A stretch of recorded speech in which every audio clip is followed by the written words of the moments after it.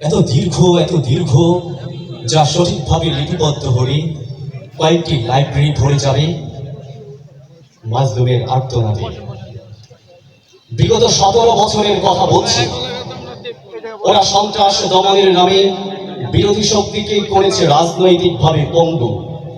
পরিকল্পিত মামলার সুদয়ে আচ্ছা মতো পেঁচিয়ে নিক্ষেপ করেছে লাল দালানে, মুছে দিয়েছে তাদের হাজারো অনস্বীকার্য অবদান।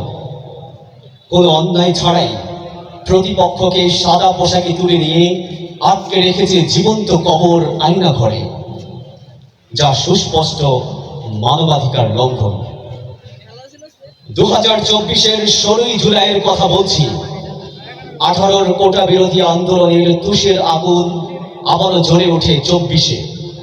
5ই জুন থেকে ছাত্ররা রাজপথে থেকে আন্দোলন করছিল। জুন পেরিয়ে জুলাই, ছাত্রদের দাবি তাদের কান পর্যন্ত পৌঁছায়নি। 15ই জুলাই ঢাকায় ভার্সিটিতে বৈষম্য বিরোধী ছাত্রছাত্রীদের উপর চিহ্নিত দলের লাঠিয়াল বাহিনী এলোপাথারি হামলা করে। তাদের সাথে যোগ দেয় ক্ষমতাসীন পদগ্রহণকারী পেটুয়া বাহিনী পুলিশ। এই আগুন ছড়িয়ে গেল সবখানে। 15ই জুলাই রংপুর বেগম রোকেয়া বিশ্ববিদ্যালয়ের 1 নং ফটকের সামনে পুলিশের গুলিতে মৃত্তিকায় লুটিয়ে পড়ে আবু সাইদের বিশ্বাসী দেহ। 18ই জুলাই উত্তরায় আবারও পুলিশের গুলিতে ছটফট করে প্রাণ হারায় মুগ্ধ।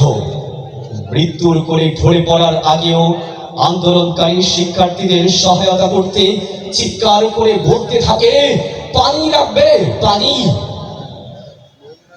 তীব্র আন্দোলন আরো তীব্র থেকে তীব্রতর হয়ে ওঠে। পথে নেমে আসে সর্বস্তরের সাধারণ জনগণ। না, এই আর মেনে নেওয়া যায় না। হেলিকপ্টার থেকে ছাদে গড়ি, জানলা দিয়ে ঘরে গড়ি, বারান্দায় দাঁড়িয়ে থাকা শিশুর কপালে গড়ি, মিছিল দেখতে যাওয়া অবুঝ শিশুর গায়ে গড়ি, নির্বিচারে গুলি, রক্তে লাল হয়ে গেছে রাজপথ, যা সুস্পষ্ট গণহত্যা। হসপিটালের মর্গে লাশ রাখার জায়গা নেই, সে রক্তাক্ত জুলাই। না না, এ আর মেনে নেওয়া যায় না। পঞ্জীভূত ক্ষোভের স্তূপে লেগেছে দিয়াশালাইয়ের ঘর্ষণ। প্রচন্ড জিঘাংসার উত্তাপে রক্তে ধরেছে আগুন।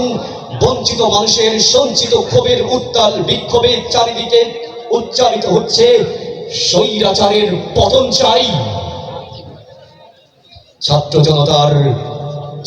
জনতার ঐক্যবদ্ধ হুঙ্কারে স্বৈরাচারীর তপ্তে তাও স্ফোর প্রকম্পিত। লুটেরা ও দুর্নীতিবাজদের চলমান জীবন হলো শঙ্কিত।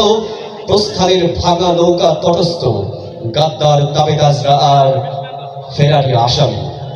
এক নদী রক্ত আর অজস্র প্রাণীর বিনিময়ে আমরা পেলাম এক নতুন সূর্যোদয়, আমরা পেলাম এক নতুন স্বাধীনতা।